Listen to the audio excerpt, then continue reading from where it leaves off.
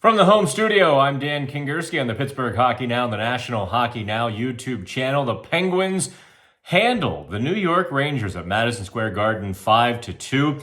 And I am in the home studio because Dave Molinari was in Manhattan tonight to cover the game. He'll have New Jersey on Tuesday. I will be in D.C. on Thursday.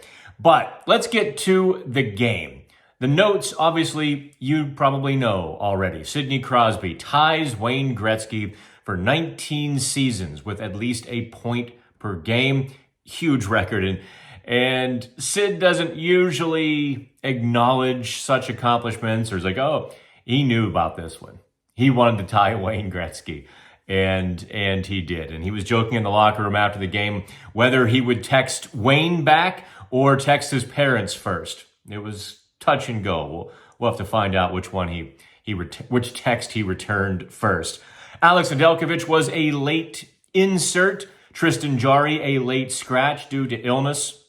Nedeljkovic was great against the Rangers, stopping 28 of 30. A lot of sneaky good saves by the Penguins goalie, who's now started 5 straight games, appeared in 6 straight. We'll get to Nedeljkovic here in just a couple of minutes. I thought the Penguins, where has that been? Where has that game been for months in reality? They were gritty. They walked that line between structured and smart, fighting their own demons. And I think they largely won. Their better angels largely won out on Monday. As they blocked shots, they clogged lanes, they stayed in front of the Rangers. They kept Nedeljkovic clean. They didn't let the Rangers get in the crease and set up shop.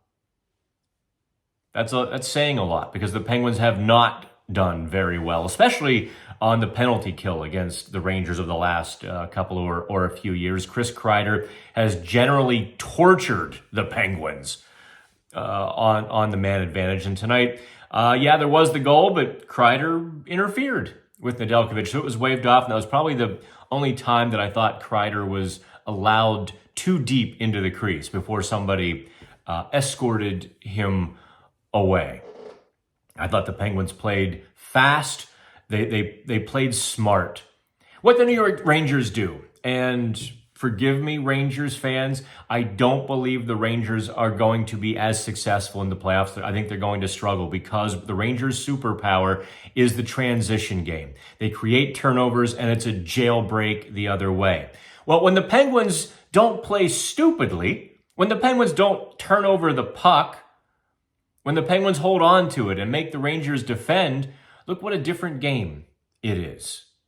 And I think better teams can do that to the Rangers in the playoffs by not giving away the puck. So that's why I believe the Rangers would be vulnerable in a first-round series. Hey, remember a couple years ago, I told you the Penguins had a shot to beat the Rangers, and everybody called me a homer and piled on. And the reality was, had Jacob Trouba not chicken-winged Sidney Crosby, had Casey DeSmith not gotten hurt, had Marcus Pettersson's helmet not been ripped off and thrown, Penguins win that series. If any one of those things doesn't happen, they win that series. Isn't that amazing? But Penguins show their best. They show what they're capable of. A gritty, disciplined win over the Rangers on Monday at Madison Square Garden, where it's not easy to win. That place gets rocking, and everybody just feels it. The opponents feel the pressure. The Rangers feel the rising tide, and it becomes chaos. And the Penguins avoided that chaos. What other notes do we need to get to from the game? I did talk, remember on Saturday morning, I asked Mike Sullivan, let's get to Nedeljkovic here, who very much like the Florida Panthers last year. Remember the Florida Panthers were kind of out of it. And they rode Alex Lyon over the last couple of weeks of the season into an improbable playoff berth. Well, the Pittsburgh Penguins are now, get this, they're 6 points behind the Flyers with 2 games in hand. Realize what that means. They are 5 points behind the Capitals, having played 1 more game, but they face the Capitals on Thursday. It will require the Penguins taking care of their business, winning games. But if they can somehow pull out a win over New Jersey, think of what that means. They would be, I don't know, 4 back of the Flyers with 2 games in hand? Craziness. They would be facing the Washington Capitals 3 back on Thursday. Although I think the Capitals play between now and then. But I don't believe the Metro Division teams play each other. So the Penguins, in theory, could be 3 back of the Capitals for the second wild card, facing them on Thursday, which is even a better scenario than I had foreseen when I wrote the whole crazy playoff scenario piece on Saturday. I didn't think the Penguins would get through the Rangers. I mean, come on, who thought that? I thought the Penguins needed 2 points on these back-to-backs, New York, New Jersey. Well, they've already got those 2 points. And so now they're playing a little bit with house money. I mean, they could certainly use them, don't get me wrong. But they really, they're hot on the Flyers' heels. It's just improbable. Alex Nedeljkovic is a big reason. Now, I know a lot of you want to ask about Tristan Jarry, and he was ill on Monday. I'm not sure if it's an upper body or a lower body illness that knocked Michael Bunting out on Saturday, that knocked Jarry and John Ludwig out on Monday. But Nedeljkovic has been steady. He's been really good. I think his personality rubs off on the team in a good way. I think they want to play for him, and I think they take pretty good care of him when he's in the net. It also helps he's making the big saves, and he's not serving up big pizzas. Look at Igor Shesterkin, a Vezina winner. Serves up a New York City slice 18 seconds of the game, and Brian Rust makes him pay for it. Those big rebounds can kill you. They make the defense look bad. They make everybody's defensive zone coverage look a little bit worse. And Shesterkin did that to his team, and 18 seconds in. Nedeljkovic didn't do that to his team. Nedeljkovic played in 5 straight. Penguins have points in 5 straight. And I asked Sullivan on Saturday morning, okay, what's the plan? Is it just play the hot hand, or do you have a rotation set up? He hedged a little bit, but I think the answer was pretty clear. Saying, yes, they do have guys penciled in, but performance will dictate. In other words, we're going to ride Nedeljkovic. As long as he's playing this well, Ned is in net. It's Ned's net. There are some t-shirts you can sell. Dave Molinari texting me. Give me 1 second here. Okay, so Dave's about to post the locker room story, which is pretty cool. Everyone talking about Sidney Crosby. So I think we're going to get a good diet of Alex Nedeljkovic in net. We're all humans. We're all curious. There's a little something salacious with Tristan Jarry, right? Everyone's curious. Did he say something? Did someone say something to him? Is he angry? Is he frustrated? The reality is no one on the inside is talking about it. They're not shutting it down, but nothing like that has leaked, which means it probably didn't happen. Probably nothing like that probably happened. But I will acknowledge being human, and the soap opera storyline would be interesting if it ever came out. Again, since nothing has come out, not even a whisper, Occam's razor means it didn't happen. It's just Nedeljkovic has been playing really, really well. It also does, I think, remove that number 1 label from Tristan Jarry right now. Jarry's save percentage has slumped to .904.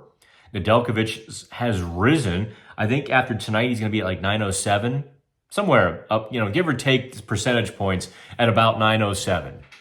He's raised his several points over the last 5 games. And the Penguins really should be on a 5-game winning streak because they blew 2 multi-goal third period leads within these last 5 games, their 5-game point streak. Isn't that, it's craziness to think if the Penguins had beaten Colorado and Columbus as they should, they'd be 2 back of the Flyers with 2 games in hand. They'd be 1 back of the Washington Capitals with 1 extra game played. how differently would we be talking about this season? You go back over the course of any season and you think of the bad luck and the bad bounces, the puck that hits the netting in Minneapolis and leads to the game-winning goal against them, the razor-thin offside call that would have won them a game when you had to blow it up. Sidney Crosby's skate was like that far. I forget which game it was. But even then, I wasn't entirely sure it was offside, even after they freeze frame, blow it up, and all of those sorts of things. Side note, officials shouldn't be able to freeze frame and expand it to that level of detail. If you can't tell it's offsides in slow motion with a good just zoom on your iPad, it's a good goal. If you can't tell, if you can't see it in the first 20 or 30 seconds, good goal. This 5-minute replay where they're really looking hard at it, if you have to look that hard, it wasn't offside. And I don't care which way the goal goes. Let's dive in to the Q&A. Jake leads us right into the goaltending question. If Tristan Jarry can't play on Tuesday, do I think Nedeljkovic or Blomqvist will start? Assuming Blomqvist would be called up, of course. Well, he most certainly would be if Jarry is still sick tomorrow. I would expect Blomqvist, because he's 90 minutes from Newark, to be there in the morning. I really would. Knowing, I think Mike Sullivan does default to a certain comfort in his decisions. I think Nedeljkovic would go. Putting Joel Blomqvist into his first NHL game against the speed of New Jersey and the things they can do with the puck in the offensive zone, that would be unfair. It really, I think it would be unfair. So I think Nedeljkovic would start with Blomqvist backing up if Jarry is unable to go. And again, we don't know quite how long this illness that is running rampant through the Penguins locker room lasts. And we don't even know quite what the bug is. And I'm damn glad I didn't catch it, that's for sure. I tried to catch a lot in Columbus. A virus wasn't one. Let's see, El Fusco. Ludwig being sick gave St. Ivany a game, but I thought he played well. Who's better? Who's better than St. Ivany? Well, he's clearly their third best right-handed defenseman. That's why he's in the lineup. He brings a few things to the Penguins' blue line that they don't otherwise have. He might be the best net front guy they have already. However, now that it's been a handful of games for St. Ivany, that adrenaline level is wearing off. I've seen some bobbles. I've seen some times when he didn't get to a puck. If he had been a bit more confident or had anticipated a little quicker, he would have gotten to a few pucks here or there. And it's caused a couple of moments for him. Those are things you can learn as a young player. You can learn to anticipate. You can learn to be a little more confident and to get there. Those sorts of things. I think his physical skills are not in question. I think at worst, he's Chad Ruedel with a little more net front presence. That's not too shabby, and I think he's going to grow. Now, what he does after the first 5 games is always a question mark, right? There's typically a dip. There's a little bit of a recession as the adrenaline wears off, and now the guys have to figure out how to bring their best day in and day out to the NHL schedule, because it's an entirely different grind than college hockey and the AHL. It's an entirely different grind. And this kind of goes maybe to the larger question about the rest of the prospects. And yes, I've heard you all a billion times. Mike Sullivan won't play the young guys. Let's see what they can do.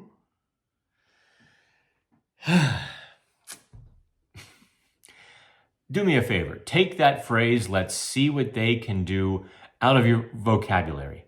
Take it out of the dictionary, erase it from the English language entirely. Just because fans don't know what they can do doesn't mean the team that has invested a lot of time and energy into their growth and development doesn't know what they can do. That doesn't mean people who scout these players don't know what they can do. It's largely a physical game because I see the question already. I'm going to lump this one in here from Devin. Why was Bemstrom in the lineup over Poulin tonight? Was Poulin one of the players that was ill? No, he was sent down before the game. So, to the young players category, the topic. Hear me now, believe me later. We all know what these guys are capable of. Just because, let's see what they... No, this isn't like baseball. And this isn't like football, where the difference in players is like microscopic. Where if you they bring up like 10 prospects in baseball. These guys get some September at-bats against major league pitching. They have an idea what they can work on over the winter. Okay, I need to learn to hit a curveball a little better. I need to be able to improve this individual skill. Hockey is entirely different because it's not about the individual skill. It's about the individual talent.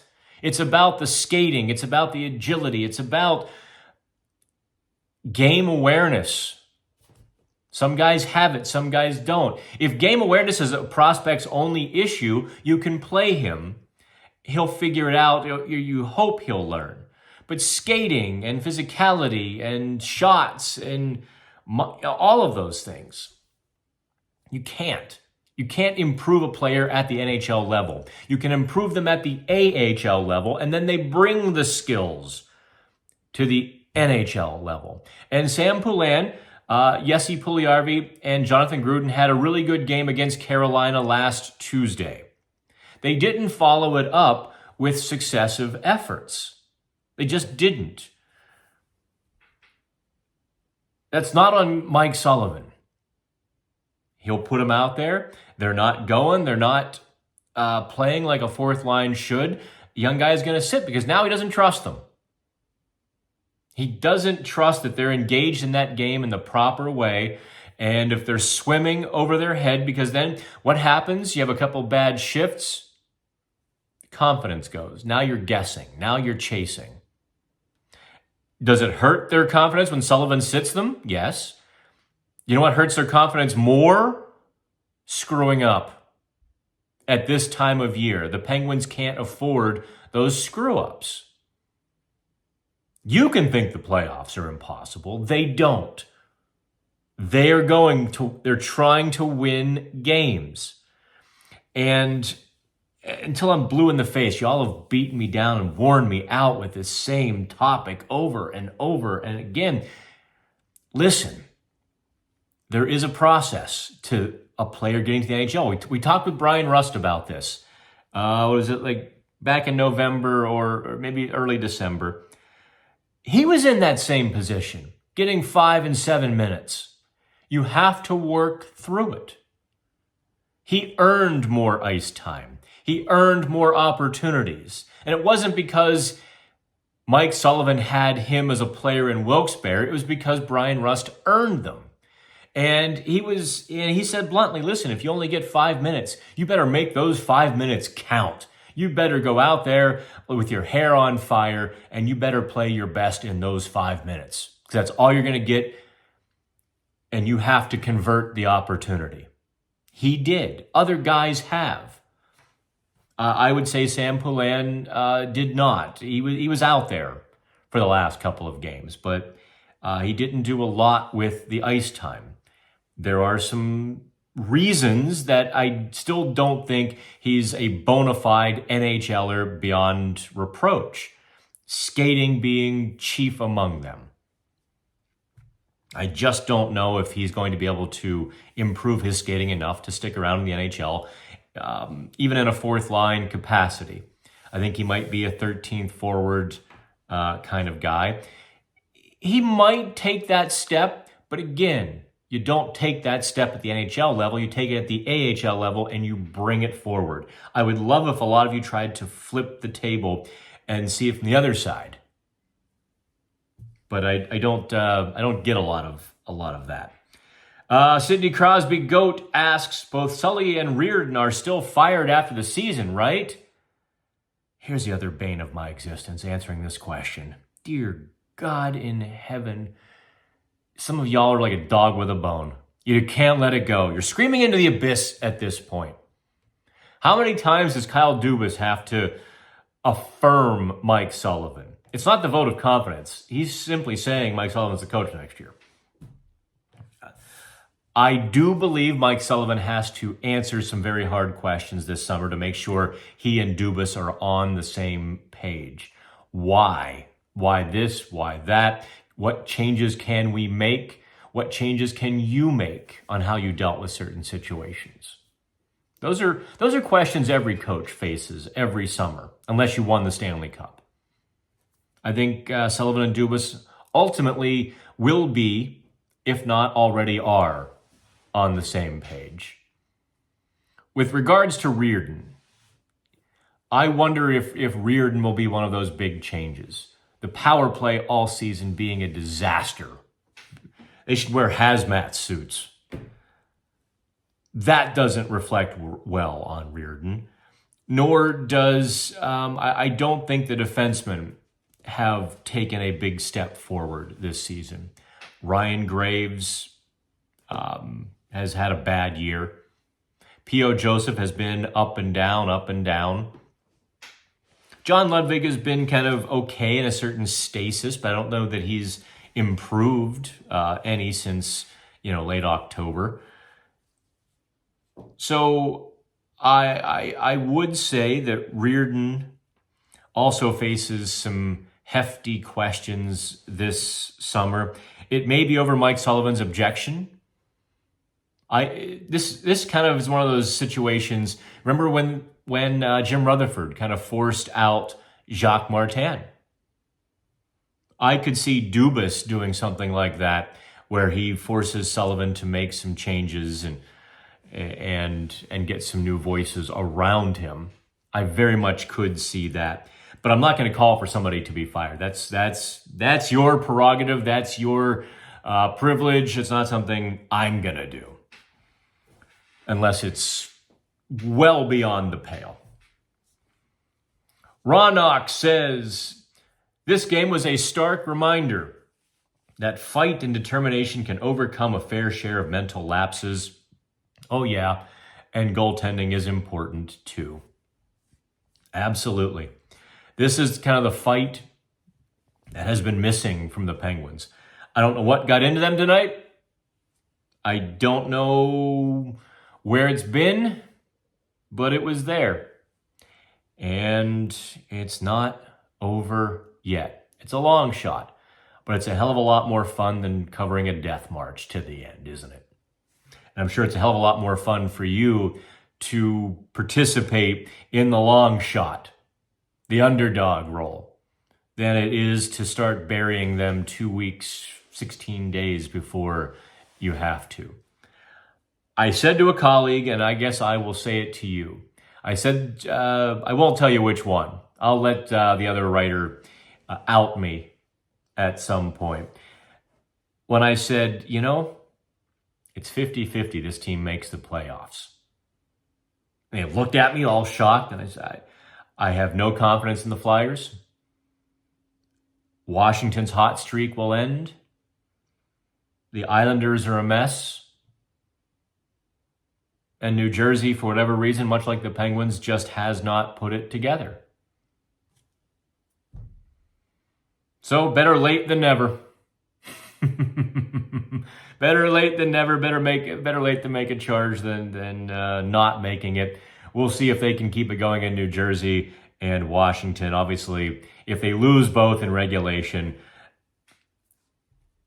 everybody else would have to keep losing every game almost for them to get it back. And if they win 1 of 2, or if they get 3 of 4 points, game on, right? And I suppose that's why we all do this. It's more fun to cover an interesting story than whatever losing repetitively is. So that's the video. Like, comment, subscribe, yell at me. I know you hate some of the answers I gave. Go ahead, let me have it in the comment section. I'm Dan Kingerski on the Pittsburgh Hockey Now and the National Hockey Now YouTube channel.